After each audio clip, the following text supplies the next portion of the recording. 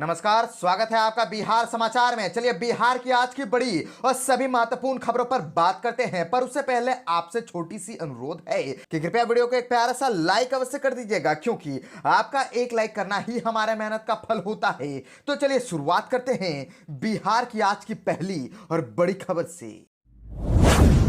इस वक्त की बड़ी खबर बिहार से आ रही है, जहां पर बिहार के स्कूलों में 15,000 पदों पर भर्ती में लागू होगा अब डोमिसाइल नीति। सम्राट चौधरी ने कर दिया है बहुत बड़ा ऐलान। दरअसल बिहार के सरकारी स्कूलों में लाइब्रेरियन, क्लर्क समेत अन्य कुल 15,000 पदों पर होने वाली भर्ती में डोमिसाइल नीति लागू की जाएगी। इन नौकरियों में राज्य के रहने वाले युवाओं को ही मौका मिलेगा। और आपको बता दें कि दूसरे राज्यों के उम्मीदवार इन पदों के लिए आवेदन नहीं कर पाएंगे। डिप्टी सीएम सम्राट चौधरी ने यह घोषणा की है और आगामी बिहार विधानसभा चुनाव से पहले नीतीश सरकार का बेरोजगार युवाओं के संबंध में यह बड़ा कदम माना जा रहा है। उप मुख्यमंत्री सम्राट चौधरी ने कहा कि बिहार के स्कूलों में 15,000 पदों पर भर्ती होगी। इन भर्तियों में डोमिसाइल नीति लागू होगी और उन्होंने सोशल मीडिया के माध्यम से कहा कि यह बिहार के युवाओं के लिए बहुत बड़ी खुशखबरी है। उन्होंने आगे कहा कि एनडीए सरकार में भरपूर रोजगार है, इसका फायदा युवक युवतियों को मिल रहा है। और डिप्टी सीएम के अनुसार सरकारी स्कूलों में होने वाली 15,000 पदों पर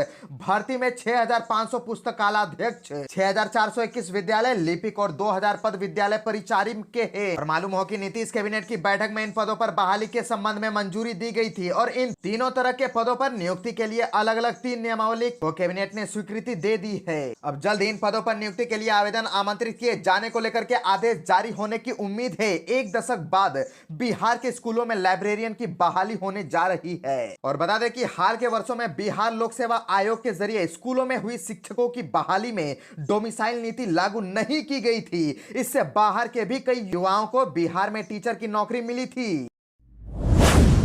तो चलिए अब बात कर लेते हैं बिहार के मौसम की। तो बिहार के दक्षिणी भाग में भारी बारिश को लेकर के मौसम विभाग ने रेड अलर्ट जारी कर दिया है। वहीं उत्तर में आंधी बिजली का भी अलर्ट जारी किया गया है। दरअसल बिहार में मानसून अपने पूरे वेग में आ गया है। मौसम विभाग ने दक्षिण बिहार में भारी बारिश की चेतावनी जारी की है। वहीं उत्तर बिहार के कुछ जिलों में आंधी बिजली के साथ हल्की से मध्यम दर्जे की बारिश की संभावना जताई गई है। और राज्य भर में वज्रपात को लेकर के येलो अलर्ट जारी किया गया है। और मौसम विभाग के पूर्वानुमान के अनुसार 2 दिनों तक मानसून संबंधी गतिविधियों के लिए बिहार में परिस्थितियां अनुकूल बनी हुई है। बिहार में मानसून ने सीमांचल के रास्ते प्रवेश किया था। महज 48 घंटे में इसने पूरे प्रदेश को कवर कर लिया है। खास बात यह है कि मानसून अभी सक्रिय है और राज्य में भारी बारिश का दौर जारी है। खास करके दक्षिण बिहार के जिलों में भी झमाझम बारिश हो रही है। और मौसम विज्ञान केंद्र पटना के पूर्वानुमान के अनुसार आज गया, नवादा, जमुई, बांका, औरंगाबाद, रोहतास और कैमूर जिलों में भारी बारिश की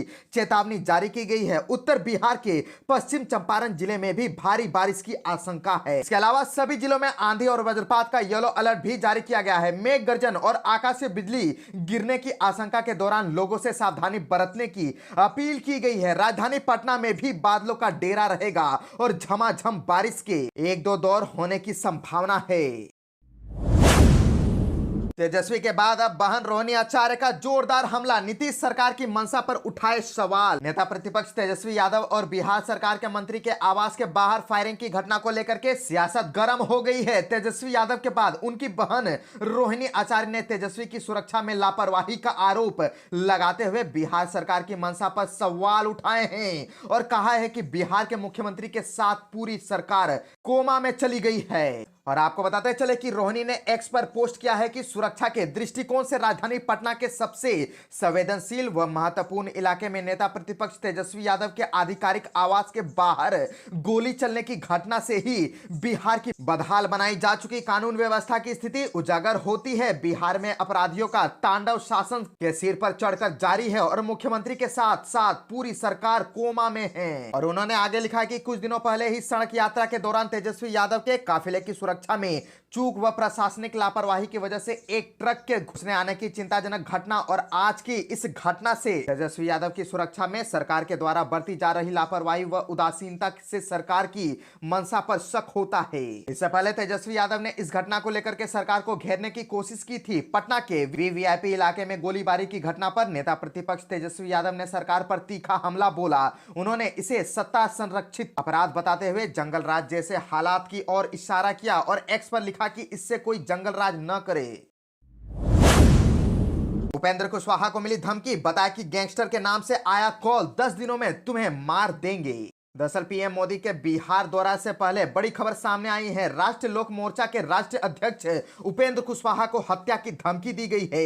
इसके बाद से पुलिस विभाग अलर्ट हो गई है। बता दें कि राष्ट्रीय लोक मोर्चा एनडीए के घटक दलों में से एक है। उपेंद्र कुशवाहा ने अपने सोशल मीडिया पर इसकी जानकारी भी दी है। उन्होंने कहा कि एक गैंग के माध्यम से उन्हें हत्या की धमकी दी गई है। उपेंद्र कुशवाहा ने पूरी घटना की जानकारी सोशल मीडिया पर देते हुए पटना पुलिस से कार्रवाई की मांग की है। और कुशवाहा ने आगे बताया कि धमकी देने वालों में उन्हें सीधे तौर पर चेतावनी दी, अगर वे किसी विशेष राजनीतिक दल के खिलाफ बयानबाजी करते रहे तो उनकी जान ले ली जाएगी। यह घटना न केवल चुनावी माहौल को और अधिक विषैला बना सकती है, बल्कि यह सुरक्षा एजेंसियों के लिए भी एक बहुत बड़ी चुनौती पेश करती है। और इस घटना के बाद उपेंद्र कुशवाहा ने पटना के वरिष्ठ पुलिस अधीक्षक से संपर्क कर तुरंत जांच शुरू करने और दोषियों के खिलाफ सख्त कार्रवाई करने की मांग की है। उन्होंने कहा कि ऐसी धमकियां न केवल उनकी निजी सुरक्षा के लिए खतरा है, बल्कि यह लोकतंत्र के लिए एक गंभीर चुनौती है। और उपेंद्र कुशवाहा की सुरक्षा को लेकर के अब सवाल उठने लगे हैं। बिहार में चुनावी मौसम शुरू हो चुका है और ऐसे में नेताओं को मिल रही जानलेवा धमकियां राज्य की कानून व्यवस्था पर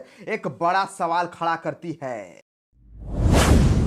अंबेडकर के अपमान पर लालू की मुश्किलें बढ़ी, अब एनसीएससी ने बिहार से 15 दिनों में एक्शन रिपोर्ट मांगा। दरअसल बाबा साहेब भीमराव अंबेडकर के अपमान मामले में राजद चीफ लालू यादव की मुश्किलें बढ़ सकती है। अब इस मामले में राष्ट्रीय अनुसूचित जाति आयोग ने बिहार सरकार को नोटिस भेज करके 15 दिनों के अंदर कार्यवाही रिपोर्ट मांगी है। बिहार अनुसूचित जाति आयोग पहले ही इस मामले में लालू यादव को नोटिस भेज करके 15 दिनों में जवाब मांग चुका है।